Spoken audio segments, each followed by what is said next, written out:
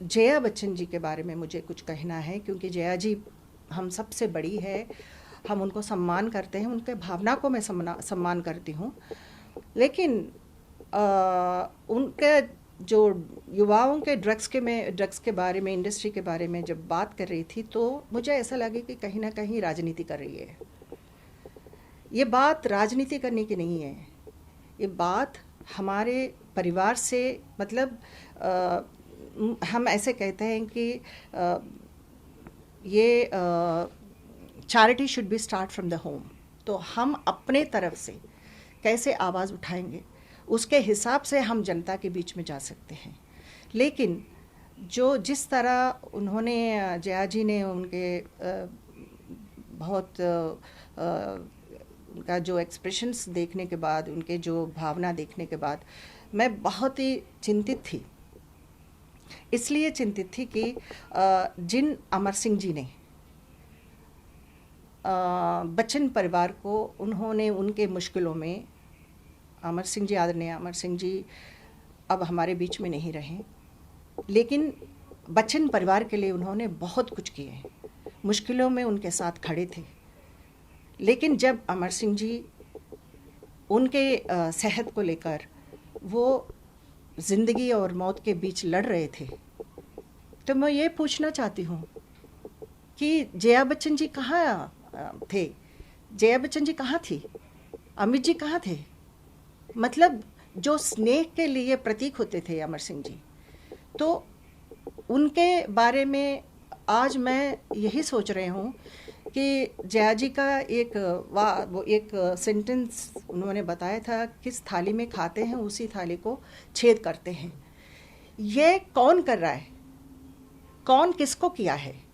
Amar Singh ji AIIMS अस्पताल में भर्ती थे, तो अमित जी के लिए टाइम नहीं था। मैं गुहार लगाई कि कोई तो आए। सहारा श्री को मैंने गुहार लगाई, अमित जी के लिए गुहार लगाई। क्यों? अपने परिवार में कुछ होता है तो इस तरह जया जी दूर रहेगी? मैं ये पूछना चाहती हूँ कि जया जी को राजनीति में कौन लेकर आए? अमित जी मना किया था, लेकिन जया जी को, जया बच्चन जी को लेकर अमर सिंह जी राजनीति में लेकर आए। आज अमर सिंह जी अकेले हो गए और जया जी अपने पद के लिए समाजवादी पार्टी में कायम रही। इसलिए मैं कह रही हूँ कि जया जी को इन सारे चीज़ों में बोलने के लिए कोई हक नहीं है। आज इंडस्ट्री में ये बात फिर से उठी है कि ड्रग्स को कंट्रोल करना है। मैं अपना इंडस्ट्री मेरे लिए महान है, और इंडस्ट्री, फिल्म इंडस्ट्री से हम लोग बढ़कर इतने दूर तक आए हैं। मैं किसी को पर्सनल अटैक नहीं करना चाहती हूँ, मगर लेकिन जया जी जिस तरह उन्होंने इंडस्ट्री, जिस तरह जया जी के लिए है, हम सबके लिए भी है, हम सब सम्मान करते हैं। लेकिन इस तरह का जो बयान देना, इंडस्ट्री को अपमान कर रहे हैं, इंडस्ट्री कमा के गवर्नमेंट को दे रहे हैं, ये सब मुझे ठीक नहीं लग रहा है। आप अपने चैरिटी, आप अपने घर से शुरू करना चाहिए। You have to raise your voice from your house कि यस, मैं यूथ को संभालूंगी। एंड एक बच्चन परिवार जो कहता है वो दुनिया सुनने के लिए तैयार होते हैं।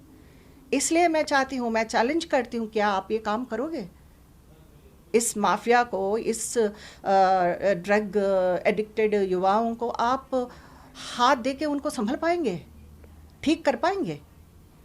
मैं यही बोलना चाहती हूँ। पर्सनली क्यों ले रही है? क्या हमारे फिल्मी इंडस्ट्री में से कई ऐसे केसेस हम कई सालों से देखते हुए आ रहे हैं और आज भी देख रहे हैं।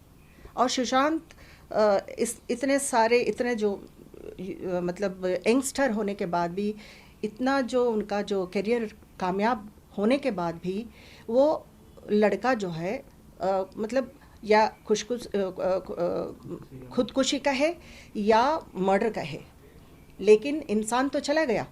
क्यों गया? एक गलत संगत की वजह से गया। और रिया एक एक का नाम लिस्ट लेकर आ रही है कि कौन कौन इस ड्रग्स में जुड़े हुए हैं। इस इंडस्ट्री का एक फर्स्ट फैमिली होने के नाते जया बच्चन जी का प्रथम कर्तव्य होता है कि इसके लिए वो आगे बढ़े और युवाओं को बचाए, क्योंकि हमारे देश में पंजाब से लेकर नेपाल तक तस्करी हो रही है। कैसे इसको रोकेंगे? आज मैं ये बताना चाहती हूँ कि अगर आप हमारे देश में इस ड्रग्स का मामला बाहर नहीं आता तो कितने लोगों का जान चले जाते, कितने लोग मर रहे, कितने लोग उनके अपने जीवन को बर्बाद कर रहे। लेकिन मुझे ऐसा नहीं लग रहा है कि कुछ जो किशन जी उन्होंने कुछ गलत जया जी के बारे में कहा हो या जो पर्सनली अटैक किया हो तो मैं समझ सकती हूँ। लेकिन ड्रग्स को रोकने के लिए युवाओं को लिए अगर वो जया जी हमेशा जो है दूसरी नज़र से ही देखती है, कोई भी इंसान उनको सही नहीं लगते हैं।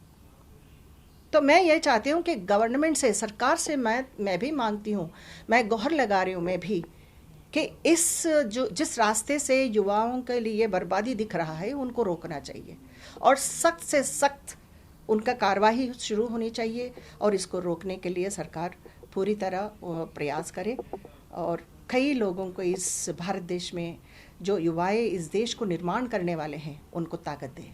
सीबीआई से लेकर नारकोटिक्स डिपार्टमेंट से लेकर सब लोग इसके लिए कोशिश कर रहे हैं और कुछ लोग हम जो पहचान नहीं पाएंगे उस ये ड्रग्स के जो मामले को बाहर लेकर आने के लिए कोशिश भी कर रहे हैं। आखिर कहाँ है सुशांत का केस? मैं पूछती हूँ कि उस यंग बॉय जो अरमान के साथ जो यहाँ बिहार से लेकर यहाँ तक आया है, उसका अंत ऐसे कैसे हो गया? इसका क्लू ज़रूर लेना चाहिए। हम इंतज़ार कर रहे हैं, मैं ही नहीं, सारे भारत देश के सभी लोग, सुशांत को आखिर क्या हुआ, उसके मौत का कारण क्या है, यही जानना चाहते हैं। मैम, जिस तरह से रिया चक्रवर्ती, हाँ देखिए, जहाँ तक मैं टीवी से न्यूज़ देखने के बाद मुझे ऐसा लग रहा है कि रिया चक्रवर्ती सुशांत जी के जीवन में आने के बाद कुछ तो बदलाव आया है। इसमें कुछ गलत संगत भी, मतलब ड्रग्स माफिया भी इसमें इन्वॉल्व है और उनका भाई भी इन्वॉल्व है। तो उसके वजह से एक यंग बॉय, अपकमिंग बॉय, जिनके अरमान है कि मैं स्टार बनूंगा, और बिहार से मुंबई आने के बाद उनका जीवन में एक चेंज आया गया और ड्रग को एडिक्ट होने का एक ऐसे समय आ गया था। तो उसके वजह से जो यूथ के लिए एक एग्जाम्पल बन गया कि हम ड्रग्स के लिए पास जाएंगे तो वो किस तरह हमको जलकर राख कर देगा। तो आज Riya Chakraborty, she is a small girl, वो जाने अनजाने में कुछ भी गलती किया तो गलत तो गलत ही है, तो उसका सज़ा तो पाना ही है। तो उसके लिए लॉ सबके लिए एक जैसा है।